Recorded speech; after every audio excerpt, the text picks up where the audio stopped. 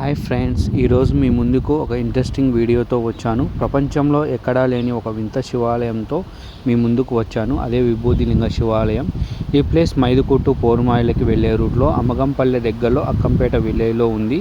ఇక్కడి చరిత్ర ఆలయ పూజారి మాటల్లో తెలుసుకుందాం.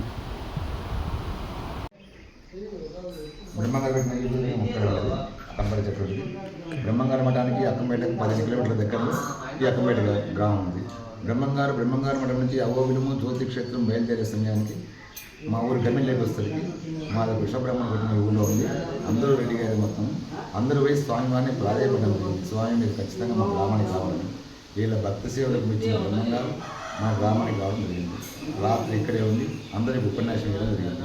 రాత్రి ఇక్కడే అందరికి ఉపన్యాసం ఇచ్చి రాత్రి మన ఇంట్లోనే భోజనం చేసి ఆయన ఇక్కడ బస చేశారు.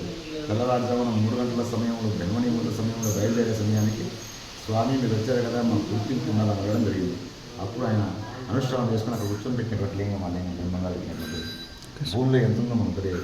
మనం కొంచెం గిల్లితే ఆ గిల్లిన కాటు తెల్లవారిలోపు యథాస్థితికి వచ్చేస్తాం మనకు.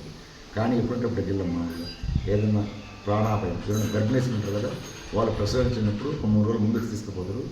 ఆ నొప్పులు కనిపించిన సమయంలో కొంచెం నీళ్ళలో వేసి తాపితే సులువుగా కామకడం జరుగుతుంది. ఎక్కువ సంతానం చేస్తారు. కట్టి సోమవారం పూజిస్తాం. ప్రతి కార్తీక వారంలో ప్రత్యేకంగా పూజా కార్యక్రమాలు నిర్వహిస్తుంది. అత్యంత భవ్యంగా జరుగుతుంది. ప్రతి సంవత్సరానికి శివరాత్రికి మాత్రం పాలాభిషేకం ఒకసారి ఉంటుంది.